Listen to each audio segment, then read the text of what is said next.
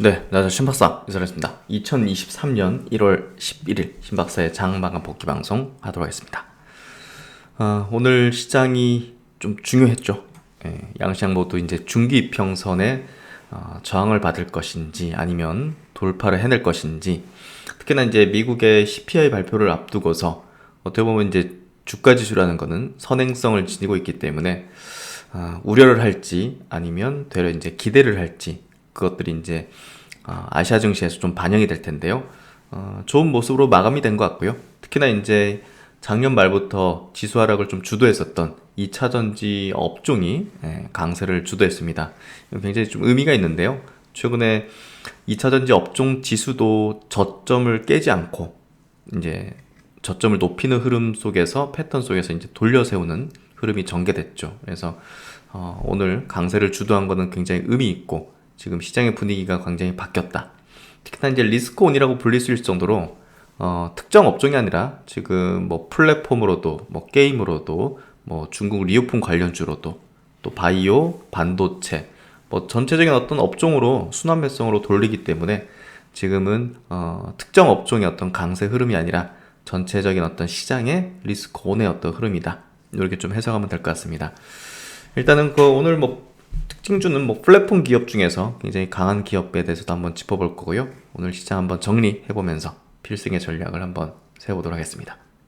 오늘 코스피 지수 0.35% 상승했습니다. 6.2조 원의 거래대금, 2359포인트, 상승 종목 수가 한 3배 정도 많았죠. 코스닥이 이제 강했습니다. 코스닥이 어떻게 보면 이제 오늘 확실히 이제 시장이 좀 돌아섰구나 하는 걸 보여줬는데요. 1.9% 상승에 뭐 거래대금 5.5조, 상승 종목 수는 1200종목으로 뭐 압도적으로 많았습니다. 수급 구도는 그래도 뭐 현선물 동반해서 외국인 기관이 순매수해주는 흐름이었고, 코스피 쪽에서 외국인이 300억대, 기관이 1700억대, 그리고 이제 코스닥이 오늘 외국인이 많이 샀네요. 1500억, 기관이 650억, 그리고 선물 쪽에서 외국인이 2700계약을 순매수했습니다. 그래서 뭐 전체적으로 순매수 기조를 보였으니까 장세 자체도 좋은 어떤 흐름을 오후까지 유지하는 모습이었던 것 같고요. 코스피가 이제 조금은 뭐 반락했죠. 막판에 이제 음봉으로 좀 전환되는 흐름이 전개됐지만, 코스피가 최근에 상대적으로 코스닥보다 좀 강했죠. 그래서 그런 부분에서 뭐 차익성의 어떤 물량 이런 것도 조금 나왔던 것 같습니다. 특히나 이제 뭐 삼성전자 같은 경우 보합 정도로 좀 밀리면서 차익 실현 물량들이 좀 나온 것 같고요. 또 이제 최근에 은행주들이 굉장히 강했죠. 뭐 KB금융이라든지 신한지주, 뭐 하루에 막 7, 8% 튀는 것들은 뭐 저도 정말 오랜만에 본 것 같은데, 오늘 조정을 좀 야기시키면서 지수를 좀 음봉으로 만드는 역할을 해줬던 것 같습니다. 그래서 코스피 시총 상위주들이 조금 쉬는 그런 타이밍에 그 갭을 이제 코스닥의 2차전지, 바이오, 뭐 게임, 플랫폼, 반도체, 뭐 전방위적인 어떤 업종이 끌어올려주는 형태가 좀 전개됐던 것 같고요. 뭐 개인 투자자 입장에서는 코스닥이 오르면 조금 더 좋죠. 그래서 오늘 코스닥이 상대적으로 강했다. 어제 미국장은 뭐 나스닥이 이제 1% 정도 올랐고, 다우랑 S&P도 0.5, 0.7% 상승. 일본이 이제 오늘 1% 상승에 홍콩도 0.6%. 그러니까 홍콩의 어떤 상승이 굉장히 좀 의미심장하죠. 완전히 이제 이 정도면 장기평선까지 그냥 강하게 뚫어올리고 되밀리지 않잖아요. 결국 이제 완전히 다른 어떤 모멘텀, 다른 어떤 내용으로 이제 움직인다는 건데, 그게 결국은 중국 또 홍콩권의 이제 빅테크 기업들의 이제 규제 완화가 크게 작용하는 걸로 볼 수 있을 것 같습니다. 사실 상대적으로 미국장 대비해서 또 한국장 대비해서 중국장이 조금 약세를 띄었던 그런 흐름이, 뭐 미국 상장된 중국 기업들이 무너지면서 규제라든지 이런 것들이 더 크게 작용했죠. 그게 풀린다면 사실 뭐 미국이나 한국장보다 더 강하게 디커플링 날 수 있는 그런 흐름도 전개될 수 있는데, 그런 모습이 최근에 좀 전개되고 있는 것 같습니다. 그래서 중국권 그리고 홍콩권은 또 리오픈 또 호재를 띠면서 이제 경기적인 측면에서도 실제적으로 지금 통화적으로도 좀 완화 정책을 펴는 어떤 흐름이죠, 중국은. 그래서 그런 부분들이 지금 선진국 증시와는 좀 디커플링 흐름을 전개하고 있다. 그래서 상해 증시도 보시면 아시겠지만 저점을 높이는 흐름이 보시면 최근에 전개됐죠. 그래서 앞서 이제 장기 평선을 앞두고 있는데 작년 6월달, 7월달에는 장기 평선 저항을 받았잖아요. 이때 이거 저항받으면 좀 꺾일 것이라는 얘기를 들었는데 어쨌든 저점은 높였단 말이에요. 그러니까 나락으로 가겠다는 건 아니죠. 저점을 깨면서 완전히 붕괴된 형태로 가지 않았기 때문에 게다가 이제 한 번 더 파동을 그리는데 저점을 높였다. 그리고 이평선들을 모았다. 이거는 지금 추세 반전의 의지를 갖고 있는 그런 흐름이라는 걸 얘기하는 거거든요. 그래서 이제 장기 평선만 뚫게 되면 좀 분위기 바뀌었다. 이렇게 좀 확실하게 얘기를 드릴 수 있을 것 같습니다. 대만 증시도 마찬가지로 중기 평선인 60일, 또 120일선까지 돌파하면서 이제 장기 평선 앞두고 있는데요. 뭐 한국 증시랑 비슷하죠. 일단은 기간 조정의 어떤 구간으로 들어가게 될 것이고, 또 이제 IT 업종 중심의 이제 시총 그리고 이제 경제권이기 때문에 뭐 한국 증시가 좀 비등한 어떤 흐름을 보일 걸로 봅니다. 한국 증시 보죠. 코스피 지수도 오늘 좀 중요했어요. 여기 이제 중기 평선 어제 좀 저항을 받았다는 얘기를 들었는데 오늘 그 저항을 뭐 받았다고 해야 될까요? 균형점이죠. 균형점을 보이면서 어느 정도 시세의 어떤 그 추세적인 어떤 흐름을 유지시켜주는 그런 모습으로 마감했다는 게 음봉이긴 하지만 괜찮았다 이렇게 봐야 될 것 같고요. 역시나 이제 요 작년 10월달 저점을 올해 초에 깨진 않았습니다. 이걸 깨면 이제 굉장히 좀 로스컷 물량이라든지 반대매수성 물량, 여러 가지 어떤 ELS 물량이든 이런 것들이 쏟아질 텐데 그러지 않았다는 게 일단은 시장에서는 의지를 갖고 있고요. 상승에 대한 의지, 또 이제 뭐 경기든 뭐 침체에 대한 부분이 어느 정도 반영됐다는 어떤 의지, 이런 것들이 좀 흘러왔기 때문에 중기 평선을 지금 현재 다시 저항받지 않고 유지하는 흐름이 되고 있는 것 같고요. 하지만 앞서 장기 평선 위로 좀 높게 위치해 있기 때문에 이런 물량들을, 이런 엄청난 거대한 물량들을 소화하기 위해서는 기간 조정이라는 게 반드시 증시 작동 원리상 필요할 수밖에 없다는 얘기는 계속 드리고 있습니다. 코스닥이 오늘 좀 중요했는데요. 코스닥 같은 경우는 중기 이평선에 저항을 최근에 좀 받았죠. 물량 나오는 것들. 근데 오늘 돌파를 시켰어요. 그것도 시초가가 저가, 종가가 고가인 장대 양봉의 형태로 60일선 돌파를 이뤄냈습니다. 그리고 이제 앞선 반등 흐름들 보시면 작년 7월달 그리고 작년 10월달에 반등 흐름이 어떻게 보면 각도 자체가 완만했잖아요. 그렇죠? 힘이 약했다는 거거든요. 근데 이번에는 각도가 좀 높아지기 시작했어요.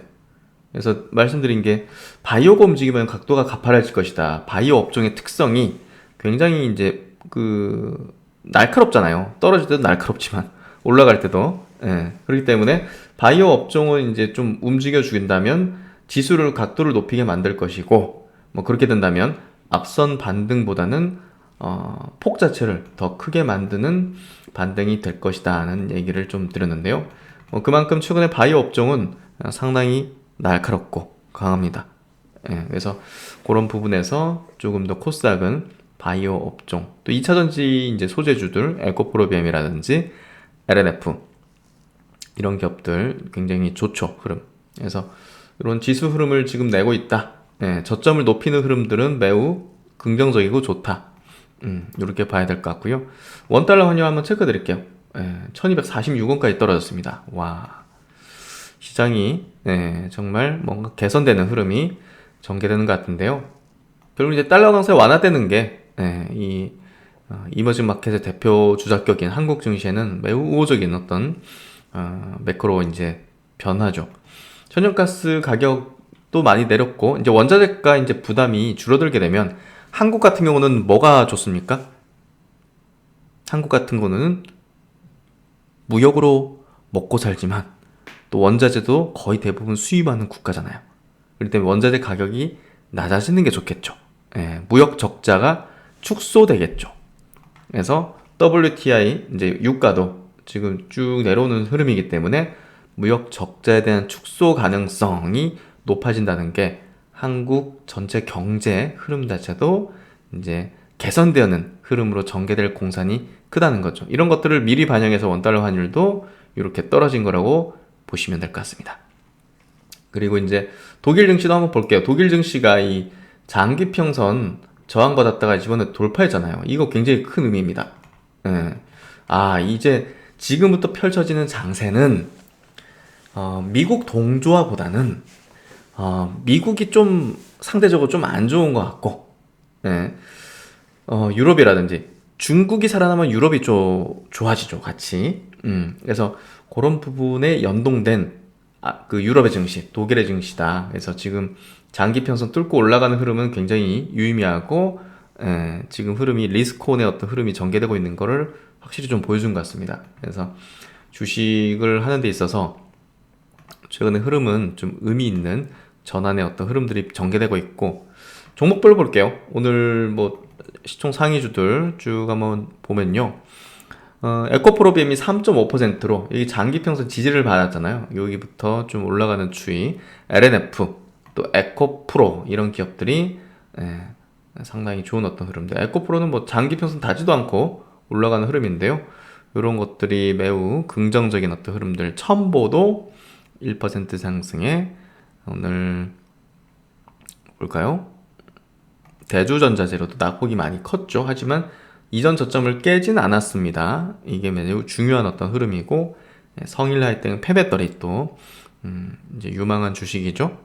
그래서 이런 것들 바이오 업종의 종목들도 오늘 굉장히 좋았는데요. HLB도 좋았고, 또 셀트론 헬스케어도 2.9% 상승에 셀트론 제약도 2.7% 상승, 오스테임플란트가 9%나 상승한 어떤 흐름을 보였습니다.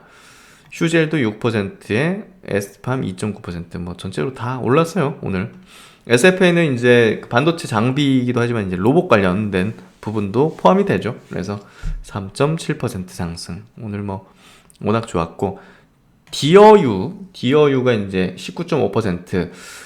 플랫폼 기업 중에서는 가장 탑픽으로 꼽고 있습니다. 제가 저번에도 설명드리고 또 복귀 방송에서도 여러 리포팅들을 체크해드렸는데, 최근에 저점을 깨지 않으면서 오늘 이제 굉장한 이슈가 터졌죠. 결국 이제 경쟁사를 흡수했습니다. 펜 플랫폼 버블, 디오가 갖고 있는 이제 버블이 확장될 수 있는 흐름을 이제 전개하는 건데요. NC소프트가 갖고 있었던 팬덤 커뮤니티 플랫폼인 유니버스를 인수한다고 합니다. SM엔터 계열의 디어유는 유니버스 인수를 통해서 이미 운영 중인 팬 플랫폼 버블의 저변을 확대하고 경쟁력을 더욱 강화할 방침이라고 합니다. 그래서 유니버스는 다음 달 17일 서비스 종료 예정이고, 인수키로 최종 지금 결정을 했다고 합니다. 그래서 그 서비스 종료, 그래서 지금 버블 같은 거 한번 이용해 보세요. 그러니까 우리가 주식적인 어떤 관점에서 볼 때 실제적으로 서비스를 이용해 보는 게 또 인사이트를 가질 수 있는 어떤 부분인데요. 어쨌든 뭐 NC소프트도 야심차게 메타버스 시대를 맞이해서 엔터 쪽에 이제 산업을 좀 확대하려고 이제 시도를 한 건데, 뭐 제작비 많이 드는 거에 비해서 사업 성과가 좀 나타나지 못했다. 3분기 이 클랩이라는 서비스가 이제 88억의 매출을 냈지만 크게 적자를 보진 않았어요. 그래서 디오 입장에서는 요거 이제 인수를 통해서 이용자층을 굉장히 확장할 수 있는, 게임 유저들이 많지 않겠어요? 뭐 그 부분은 저도 이제 정확히는 이제 인지하지 못하지만 클랩이라는 서비스에 대해서 어쨌든 올해 디어유 같은 경우는요, 그 실적의 이제 증가가 지금 컨센 잡힌 게 한 70% 내외 정도 되거든요. 매출과 영업이익의 증가가 성장이. 그래서 올해 이제 플랫폼 기업은 성장률이 제일 중요한데요. 사실 네이버 카카오가 이 디어유보단 훨씬 낮은 성장률을 낼 수밖에 없다는 측면이, 저는 이제 올해 플랫폼 기업에 대한 투자는 디어유가 탑픽이다는 이야기를 좀 드리고 싶었고, 계속 이제 얘기를 들어왔습니다. 여기서도 디어유 같은 경우 이제 IBK 증권에서 예상하기로 매출액이 63%, 영업이익이 72% 증가할 걸로 전망이 되고 있다는 거. 특히나 이제 버블의 구독자 수가 분기마다 10만 건 이상 늘어나면서, 저도 거기 한 건 했네요. 연말에는 보석으로 추정해도 220만 건이 될 것이다. 그래서 NC소프트의 유니버스를 흡수하면서 이 성장세는 더욱 가속화될 걸로 예상이 된다는 게 오늘 강세의 주요한 어떤 이유였을 거라고 볼 수 있을 것 같습니다. 그래서 오늘 디어유 주가가 19% 어마어마하죠. 엄청난 큰 호재였다는 걸 얘기해 주는 거죠. 그래서 디어유의 강세가 오늘 두드러진 어떤 모습이었고, 그리고 이제 시총 상위주들 중에서 오늘 뭐 큰 특징은 없는데 LG 에너지 솔루션에 대한 얘기를 좀 드리고 싶어요. 최근에 이제 11월, 12월 낙폭이 굉장히 컸지만 이전 저점을 깨지 않는 모습들, 4분기 실적은 뭐 예상처럼 안 좋게 나왔지만 일적인 요인들로 인해서 이제 깎인 부분이 있고, 혹여 이제 그게 뭐 1, 2분기에도 이번 1, 2분기에도 좀 진짜 안 좋을 거다 이런 어떤 예상이나 이제 부분들은 그것 역시는 이제 일시적인 어떤 요인이죠. 그래서 그런 부분에서 최근에 저점 확인한 부분들은, 그리고 21선을 돌파하면서 또 이제 도지 형태로 시세 균형점을 보여주고 있는 모습들은 결국은 어쨌든 단기 저점을 좀 확인한 모습으로 우리가 해석할 수 있다. 그래서 좀 의미 있는 오늘 흐름들, 삼성 SDI 같은 경우도 장기평선 지지력을 보이면서 저점을 깨지 않고 저점을 높인다는 건요, 무슨 의미냐면은 수급이 있다는 거예요. 들어올리는 수급이 있다는 거예요. 대기하고 있다는 거예요. 그러니까 여기까지 안 떨어지고 여기서 막은 거예요. 살려는 경쟁이 붙어있기 때문에 야 여기까지 떨어질 때까지 기다리겠다는 사람도 있겠지만 그 전에 그냥 사버리는 거죠. 그래서 그만큼 유입 수급이 꾸준히 있다는 걸 확인시켜 준 거기 때문에 의미 있는 거예요. 저점을 높였다는 얘기는. 제가 이제 최근에 이 종목 저점을 높이네요 하는 얘기를 자주 드리잖아요. 그러니까 종목들이 먼저 그렇게 움직이잖아요. 그러니까 지수가 저점 안 깨고 돌려 세웠잖아요. 이런 주요한 어떤 종목들, 뭐 삼성 SDI나 LG 엔솔 같은 경우는 2차전지 섹터 내에서 뭐 거의 뭐 시총이 합치면 한 절반 될 겁니다. 그래서 그 정도의 어떤 영향도가 있기 때문에 이 두 종목의 어떤 흐름이 저점을 깨지 않는다는 것은 전체 2차전지 업종 전체를 돌려 세우는 어떤 역할을 하고 있다는 걸 확인시켜 준 거죠. 그래서 굉장히 의미 있는 흐름을 좀 보였다. 그러면서 이제 장비주들, 뭐 D&T라든지 뭐 이런 것들도 상당히 좋은 어떤 시세 흐름을 좀 내어준 것 같아요. PNT도 오늘 뭐 3% 튀면서 저점을 들어올리는 형태가 계속 이어지고 있다. 이렇게 봐야 될 것 같고, 뭐 바이오 쪽에서도 마찬가지로 뭐 보로노이라든지 에콜론 같은 기업도 3%대 강세를 보였고요. 툴젠도들 6% 상승에 루니 4% 상승. 그래서 오늘 뭐 바이오 주요한 종목들도 강한 흐름들을 좀 보여주는 모습을 보였습니다. 그래서 전체적으로 오늘 시장 분위기 좋았는데요.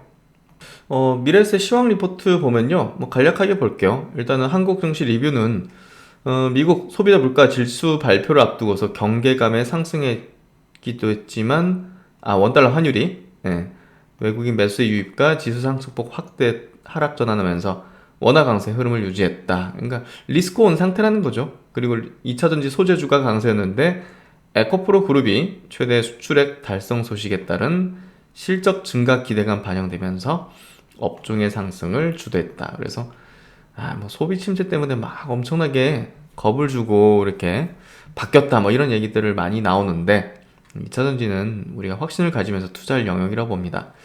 그리고 이제 미국 증시에 대해서 최근 시장의 반등의 재료는 역시 물가 둔화와 연준의 금리 인상이 거의 막바지에 이르렀다는 시장의 강한 확신 때문이다는 부분. 특히나 이제 미국 맨하임 중고차 가격 지수가 12월 전년 대비 14.9%나 하락하면서 2000년 이후 발생했던 세 차례 경기 침체보다 더 큰 낙폭을 보였다는 점이죠. 그래서 이런 것들이 결국 이제 물가 둔화된다, 또 금리 인상도 이제 거의 막바지다 이러면서 시장이 확신을 가지는 공격적인 태세 전환이 되고 있다는 거죠.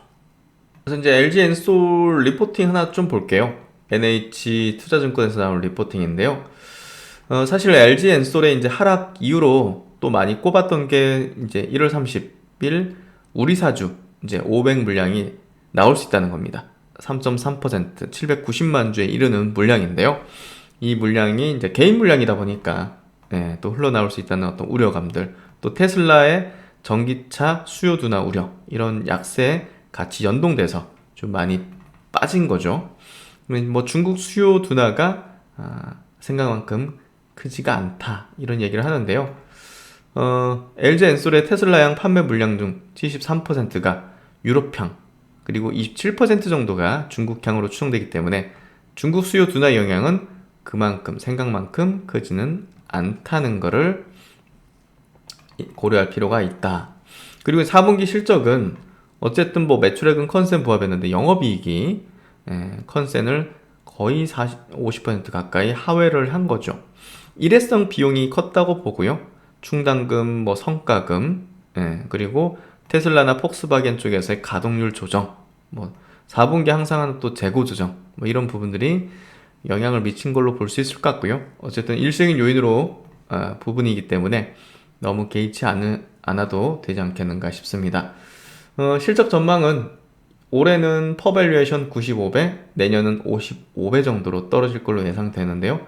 그만큼 성장률이 워낙 높은 어떤 이제 기업이다 보니까 매출액 증감은 40%, 30% 이런 식, 영업이익의 증감은 뭐 80%, 70% 이런 식이기 때문에 높은 밸류가 정당화되는 그런 기업이다.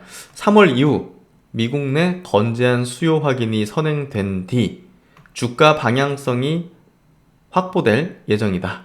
주요 고객들 중에서는 GM향 수요 증가 효과를 기대해보자는 의견입니다. 그리고 이제 오늘 디어유가 이제 급등했는데요. 어쨌든 오늘 기점이 뭐 다시 또 밀리고 이런 부분보다는 확실한 성장에 어떤 도움을 주는 영입 이제 그 인수기 때문에 굉장히 긍정적인 어떤 상승에 또 다른 시작점일 공산이 굉장히 큽니다. 특히나 이제 그 해외 아티스트 영입을 통해서 구독자 수 성장 효과를 넘어 동사의 장기 성장 전략에 대한 의문점의 해답이 된다고 보이기 때문에 일단은 뭐 4분기 호실적 전망이 되고 있고, 경쟁사 시장 진입으로 치열해질 K-팝 팬 플랫폼 경쟁 압력을 벗어나, 그러니까 이 경쟁 압력을 이번에 인수를 통해서 어느 정도 벗어나기 시작한 거죠. 그래서 동사가 선구자의 강점을 살릴 수 있는 분야다. 그래서 4분기 컨센을 소폭 상회하는 무난한 호실적이 전망이 되고 있고, 뭐 스트레이키즈를 중심으로 구독자가 꾸준히 성장 중이다. 일단은 뭐 팬 플랫폼 선구자라는 강점을 갖고 있고, 또 팬과 아티스트가 소통하는 구조이므로 팬들 간 상호작용에 의한 네트워크 효과가 타 플랫폼 대비 크다고 보기 힘들며, 팬 플랫폼은 기술적 장벽이 낮아서 적은 개발자만으로도 구축이 가능하고, 변동비를 낮추는 데 가장 유효한 전략은 IP 확보가 유일하다. 그래서 이제 다올 증권에서는 성장 지속성을 좀 중립적으로 판단하고 있다는 얘기를 하는 거죠. 하지만 이제 강점이 있는데, 해외 아티스트 영입을 성공적으로 지속한다면 이는 다른 이야기가 된다. IP와 자본력에 강점이 있는 경쟁사들이라 하더라도 모든 해외 IP를 확보할 수는 없을 것이기 때문이다. 해외 아티스트는 주요 팬 플랫폼에게 모두 도전의 영역이 될 것이며, 동사는 선구자로서 그 시장에 먼저 도전할 수 있는 시간적 여유를 갖고 있는 셈이다. 동사의 해외 아티스트 영입 전략에 성패 주목하기를 권고한다. 그래서 일단 해외 아티스트 영입 IP를 가지게 되는 게 중요한 어떤 성장 포인트다는 이야기를 하고 있고요. 보시면 전망도 지금 매출액 꾸준하게 증가할 걸로 전망을 해요. 영업이익도 그렇고. 그래서 이런 어떤 고속 성장의 어떤 흐름을 탈 수 있는 또 플랫폼 기업이라는 측면에서 저는 좀 기대를 좀 하고 있는 그런 부분이고요. 또 이제 저랑 같이 또 협업하고 있는 밴딩이라는 어떤 그 플랫폼도 뭐 디어유랑 이제 모델 자체는 비슷하죠. 그래서 좀 관심이 좀 많이 가는 그런 기업이기도 합니다. 계속적으로 한번 우리가 추적을 해보고 커버를 해보도록 하죠. 오늘 외국인과 기관의 동시 순매수 쪽입니다. 삼성전자, 또 포스코 케미칼. 포스코 케미칼도 최근에 흐름이 그래도 120일 중기평선 지지를 받아냈어요. 하나 에어로스페이스가 오늘 보면 8% 급등하면서 전고점 부근 돌려 세우는 형태, 에코프로비엠, 삼성에스테, 수급 좋은 기업들 최근에 저점 다지고 돌리는 형태, 바닥권에서 이제 올라오기 시작하는 SKI 테크놀로지 같은 경우도 매우 좋은 어떤 흐름들을 내고 있습니다. 코스닥 넘어가면 이제 2차전지, 바이오 이런 기업이 많네요. 에코프로비엠, 에코프로, 셀트론 헬스케어, 휴젤, 대주전자재료, 아비코전자, 나노신소재, PNT 2차전지 쪽이죠. 이런 쪽 기업들, JYP, 또 YG엔터 같은 엔터주들도 꾸준하게 수급 상위에 있는 것들을 볼 수가 있습니다. 어쨌든 시장 전체적인 분위기 좋아요. 리스크온의 어떤 분위기가 이제 흘러가고 있고, 또 이제 CPI가 둔화되는 흐름이 역력하기 때문에 뭐 그런 부분에서 우리가 계속적으로 시장에 대해서는 전략들을 밀어붙일 필요가 있을 것 같습니다. 어쨌든 섹터와 이제 종목에 대한 포인트 전략으로 계속 추구해 나가고, 또 이제 물량을 계속 늘려나가는 그 전략을 가지는 게 필요하지 않을까 싶습니다. 네, 오늘도 고생 많으셨고요. 신박사 다음 시간에 또 뵙도록 하겠습니다. 미세먼지 많네요. 다들 주의하시면서 신박사 다음 시간에 뵙겠습니다. 감사합니다.